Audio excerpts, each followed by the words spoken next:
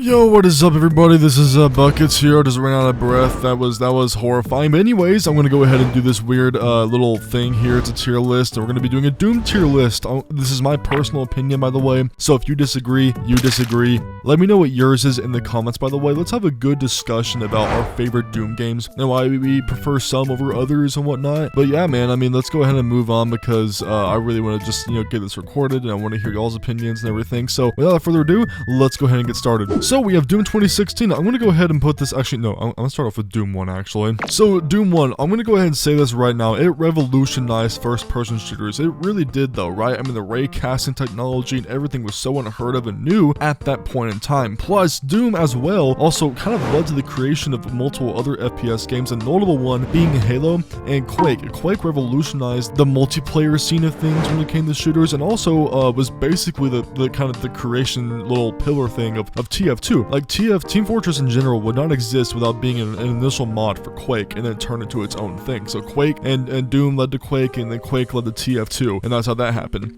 Doom also led to the creation of Halo because a little dealing thing fell through between Bill Gates and id Software because he wanted to buy them out, but they didn't do that, so he created his own shooter for the Xbox platform. We would not have other shooters if Doom did not exist. Doom was the pioneering shooter, and honestly, I mean, I'd love to give a lot of credit to Wolfenstein as well, but Doom just looked a lot better, played a lot better, was a lot less flat, and had a lot more to do in it. I'm gonna say that, alright? Like, Wolfenstein is great and all, but Doom really set the standard for what we should be doing with video games and technology, and the geniuses behind Doom were nonetheless gods. Yeah, I mean, it's still fun to play, right? Like, running around using guns never felt so good, it never felt so crisp and clean and nice. Like, Doom got gunplay down before, like, gunplay was even a fucking term for, like, shooters and games and whatnot. Doom got gunplay down. It felt good, it felt crunchy, it felt like you were actually doing some real good damage to the enemies and stuff. I just struggled there for a second. But anyways, I'm just saying, running and gunning and strafing and shooting, it's all part of what makes Doom Doom. Doom is a fast-paced shooter that doesn't let you let up for a second. It doesn't let you breathe, and that's a great thing because Doom is supposed to be this violent hellscape you're kind of going through and trying to survive in, and these demons are going to be ferocious. They're a lot more, I'm just going to say they're a lot more powerful than humans are, and you're playing as this one guy who's stuck in this place, the surface of Mars. You're stuck here, or what was it, Phobos? Yeah, the Phobos base. But you're still here, and you're the only one alive, and you're fighting all these demons, and you have this badass metal soundtrack in the background. It's just so good. It's so good. Plus, Alice in Chains was also somehow in this game. They did not file for copyright, and I imagine it's because they really loved Doom. They really did. To the point where they're like, yep, just leave it in there. Nope. Okay, we're not gonna take it out. And it still requires more brain cells than Call of Duty. I'm gonna say that right now. Absolutely. Some of you guys are gonna be mad, like, no, Call of Duty is more fast-paced. I've heard that actual argument in the comment section once. That is some of the most, I'm gonna say, neurodivergent arguments I've ever heard, is that Call of Duty is more fast-paced. Like, I don't know how. I mean, Doom World Deathmatch kind of proves otherwise. And speaking of that, actually, this is the birthplace of mods and deathmatch. Yes, multiplayer deathmatch came from Doom, as well as mods, right? I mean, this is the most modded game of all time, and also it's been, I mean, as we all know, it can run on a fucking pregnancy test if you wanted to. Like, you can get Doom to run on a calculator, on a watch. Like, it's that game. Like, you run on anything and everything. Even there's like a video online somewhere of a guy running this thing on potatoes. Like, imagine being able to use actual vegetables to power Doom. Listen, imagine running like Doom Classic in space. That would be incredible. But yeah, I mean, honestly, that's all I really have to say for Doom 1. It revolutionized a lot of shooters. We wouldn't have other shooters if it weren't for Doom. But Doom 2 kind of came over here, right, and he was like, alright, so I love what you did, Doom 1, but I want to add a double-barreled shotgun, which is incredible because it's also based off the same weapon that killed Kurt Cobain, which is kind of dark now that I think about it. But shut the fuck up, it's Doom 1 but better. And for 2, it's, just double-barrel shotgun. Do I need to say more? I mean, I guess 2 words, super shotgun, there you go. And number 3, Doom World Multiplayer. This is where Doom World Multiplayer actually started to come up from, because Doom 2 has a lot more, I would say, dedicated WADs than Doom 1 does, just because it's the expanded version of Doom 1, so people typically use Doom 2 to make WAD expansions for. I mean, these work either way, but Doom 2 is kind of the basis of that, right? Despite the fact that there is maybe some controversial Columbine shooting mods that we probably shouldn't even mention here. But yeah, Doom 2 did like the same thing. It was like, alright, here we go. We're gonna go ahead and give you this great shooter, but check this out. More levels. Hell on Earth and also a double-barreled shotgun. I can't say it enough, right? Like, I mean, come on, a double-barreled shotgun in a classic shooter like that, it's pretty badass. But you know what? I'm getting sidetracked, so let's go ahead and move on to the next thing. Go ahead and go with okay. Doom 2016. Listen, I'd love to give this game S tier, right? But I, in good faith, cannot. So, listen, Doom 2016 did a lot of good things. It redefined the identity of Doom, you know, the badass, heavy metal, fast shooting, strafing gameplay, as well as just being able to bash faces in and shoot things and feel like this big hulking mass of brutality. It was great.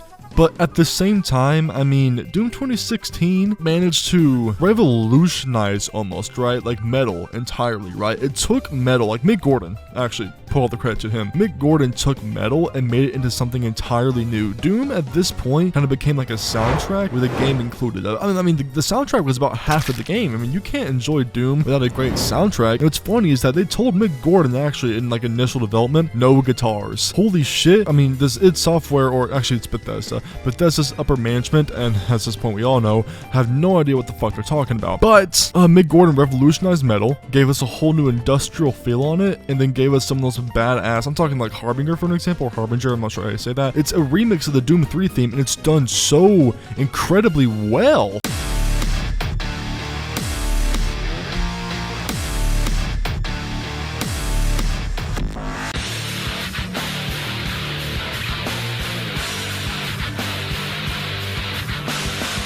But at the same time, there's something I also need to cover, right? I mean, besides the amazing metal music that's behind this game, it is the FPS gameplay that, I mean, at this point in time, it was unforeseen, this type of stuff, right? I mean, glory kills, being able to do, like, I mean, run around just as a solo marine and not really talk too much. Blasting away and using different weapon mods to the most outlandish weapons, about 8 in total. Giant demons coming at you and stuff like that. Like, this stuff was never really seen before in the landscape. I mean, maybe back then, but at this current point in time where games like Call of Duty and Titanfall and stuff are out, where they're very much run-of-the-mill shooters, except Titanfall is godly, so I need to take that back a little bit. But Doom did things differently. It decided to take what a video game is and go full force with it. It's not trying to be like a cinematic storytelling game. It's not trying to be some story that'll make you cry or like scream or something. It's just a game that's so focused on you being badass, and that's all Doom wants you to be. It wants you to feel that power fantasy, and a lot of feminists apparently seem to hate that because they made a lot of articles on why Doom is a toxic male power fantasy, which I don't see why. Like, what? Anyways, moving on to, you know, my other point. I'm gonna say this right now, like, this game kind of inspired like Ultra Kill and Dusk and a bunch of these other boomer shooters. I mean, Mullet Mad Jack and whatnot. Like, a lot of people started making boomer shooters because of Doom's success, because of the fast-paced, old-school nature of it that was so refreshing at the time. I mean, also, they made a whole new engine for this stuff, right? And this engine would go on, it was very impressive, like id Tech 7. It would go on to make stuff like Wolfenstein 2, which looked amazing, and then, of course, our fellow Doom 2016 here, and Doom Eternal as well. It looks an amazing-looking engine, and it's so incredibly well optimized. A lot more optimized than Unreal Engine 4 or 5, which pump out games like Borderlands 3 that have like 8GB memory leaks. So, I'm